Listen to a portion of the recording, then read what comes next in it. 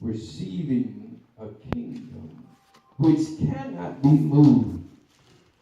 Let us have grace whereby we may serve God acceptably with reverence and godly fear. For our God is a consuming fire. I want to talk this morning for a brief moment about the nature of God. The nature of God. Amen.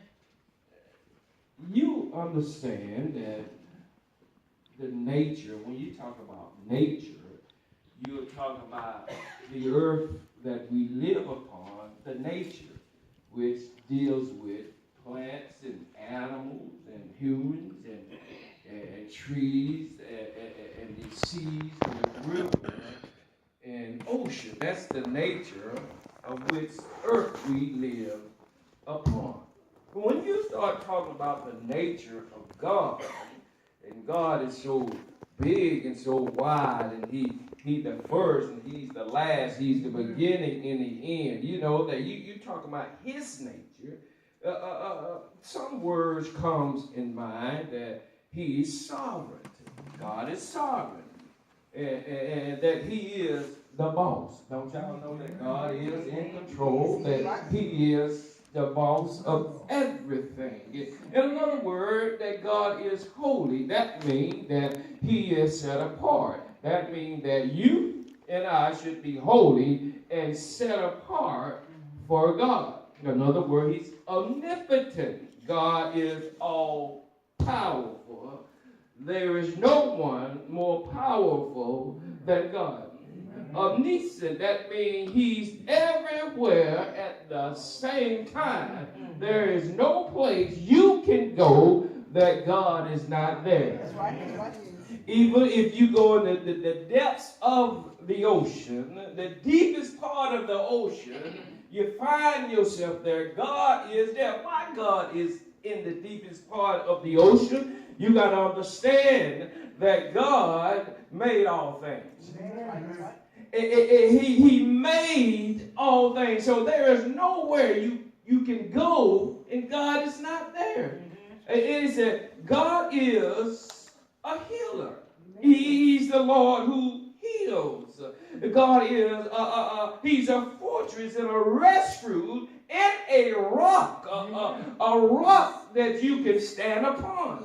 The song that all of the ground is what seeking said. And see, to understand God's nature, see, God wants us to worship Him and know Him personally. And this can only happen through the work of what the Holy Ghost. Without the Holy Spirit, we may know about God, but we will not know Him and experience a relationship with Him. And God revealed Himself to us through the Word and through the Spirit working together. The Spirit will never reveal God as being different of what the Scripture reveals. We must not believe every spirit, but test the Spirit. So in order for us to obey God, in order for us to know His nature, we got to have a relationship with Him. We got to have an intimacy with Him. See, yesterday I had a chance to go to Atlanta to praise in the park. And see, when you come to the gate and praise in the park, see, in the realm of praise in the park, there are some statutes, some limitations that you got to obey unless you ain't going in there. And so they tell you that you cannot bring food in there. You cannot bring bottled water in there. You cannot bring, because they already got it on the inside.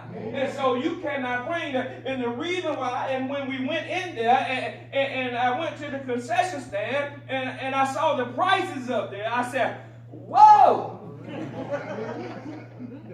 But that's how they operate. That's their business. You know, if you want to come to the praise in the park, if you're thirsty or you're hungry, you're going to have to pay the price. Amen.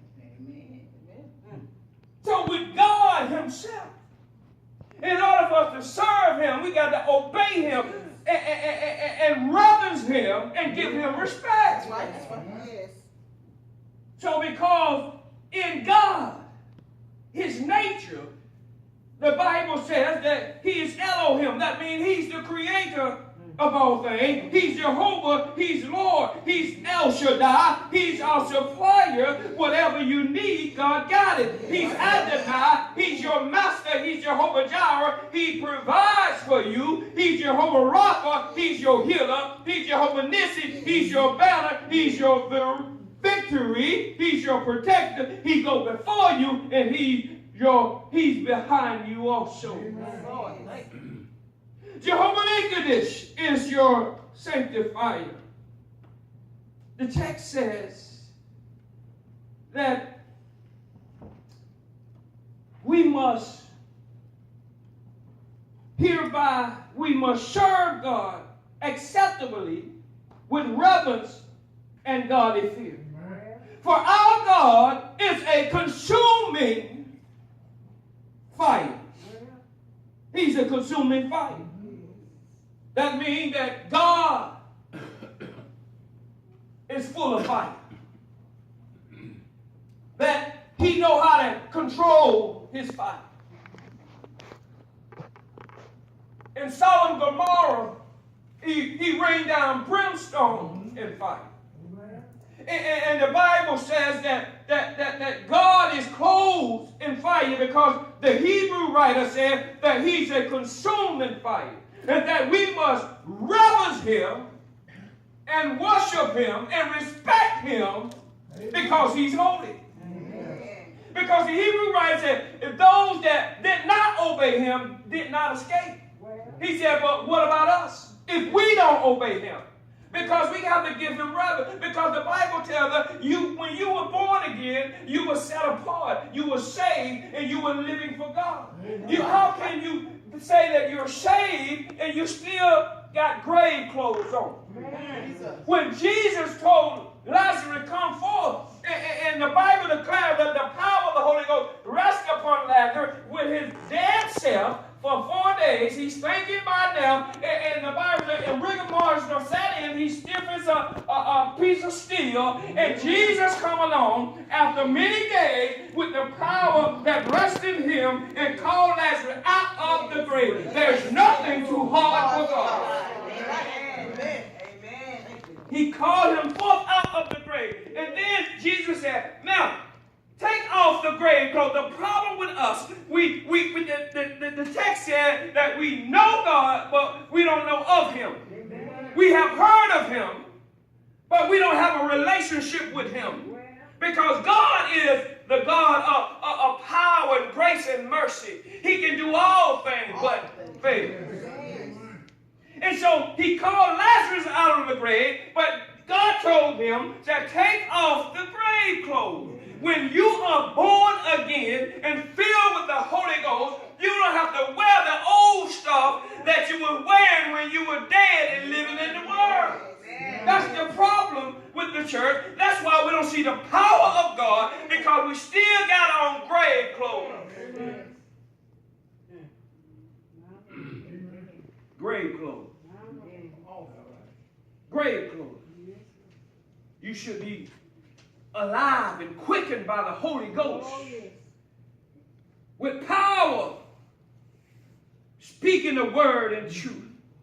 He's a consuming fire. Matthew 3:11 say that John said, there's one, I came a holy shoes will come after me.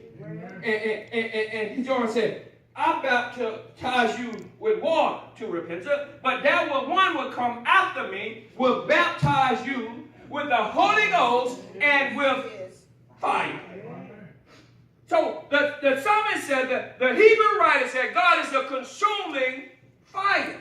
That God is consuming fire. And then the Bible says in Deuteronomy that for the Lord thy God is a consuming fire, even a jealous God.